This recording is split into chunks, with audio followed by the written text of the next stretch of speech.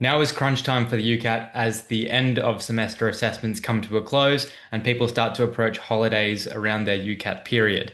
So I'm going to share a pathway on how to jump your score by 200 points as quickly as possible, which will hopefully get you from your current score to the cutoff score or even beyond. Such improvement is possible. It's very difficult, but definitely in a week or two, I've seen many students make a 200 score jump. So we're going to discuss a quick pathway that can get you there yourself. So, as with everything, we need a previous marker to establish. So sit a mock, or you should at least have a previous mock that you can say, this is my current score, and this I'm going to aim for 200 or more above from this exact score. Number two, with that previous mock, consider how many marks you're losing from guessing. And this is, yes, just questions that you're not answering anything for. This is questions you're randomly guessing B or A for. And this is also questions where you're rushing. You're getting, 25 questions through VR and you're realizing, oh, I've still got 19 questions to go and I have 5 minutes and I'm just rushing and putting answers. So any mistakes related to timing, guessing, rushing, etc. You want to calculate that and have that written down for each section. So you might have in your log a table that says, verbal reasoning, I'm getting 25 out of 44. And my questions related to guessing, I'm guessing maybe 8 questions. Most people guess 1 to 2 sets. Currently, that's obviously the aim is to guess none at all. But it's good to know how many marks you're losing from guessing. The second thing that's good to know is how many marks that you're losing from silly mistakes. You picked the answer that's true when the question said which is not true. The question had only in it, but you still picked it. You missed that. You made a silly mistake in quantitative reasoning because your brain wasn't working because you were tired. So how many marks are you losing from guessing? And how many questions were easy questions that you should be able to get right, but just in the heat of the moment, because you're going quickly, because you're a bit tired, you got them wrong. That is the easiest focal point to improve on in a short deadline. You can clean up how many you're guessing and you can clean up your silly mistakes. The hard questions that are time consuming and difficult and hard for everyone are very, very hard to manage. There's not much you can do about certain questions.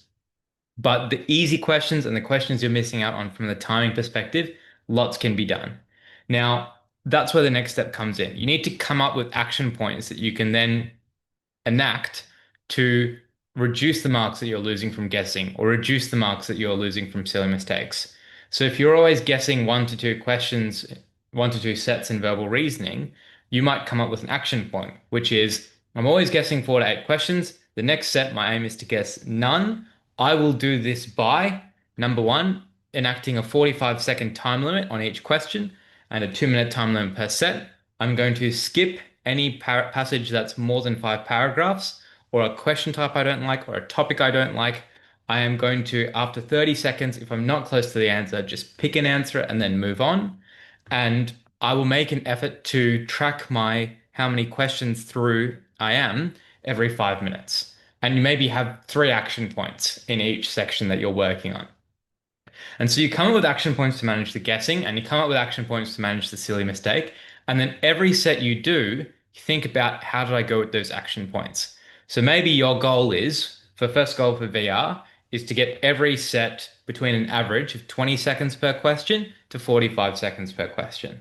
Less than 20 seconds per question is probably your rushing slash guessing. More than 45 seconds per question is too long. So you can easily say, at the end of the mock, how many sets were too long or too short? Let's get that to zero. In quantitative, it can easily be, how many times did I have to write stuff down on the piece of paper? How many times did I have to use the memory function multiple times? How many times did I stuff up the question on the calculator and then reattempt it? How many questions are above 60 seconds? These are very easy metrics to track, and the action point can be targeted to those and basically say, all right, I will eliminate all my questions above 60 seconds by attempting the question. If I'm confused or I get a wrong answer or I get stuck, I will skip it straight away. So you should either get the answer or get stuck or get confused.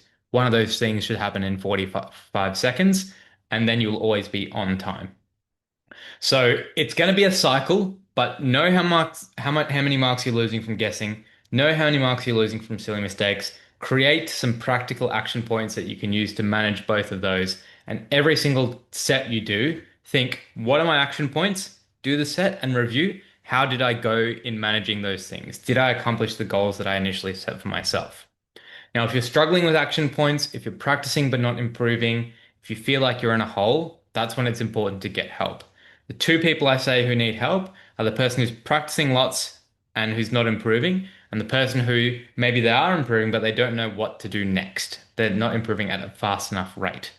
If you're in either of these groups, click the link in the description, organize a call with myself, and we can discuss the next steps that will get you to a 2,400 score, get you that first round offer, and then bring you a whole heap of confidence heading into your ATAR exams at the end of the year. Thanks very much, guys. Hope you enjoyed this video and stay tuned for more.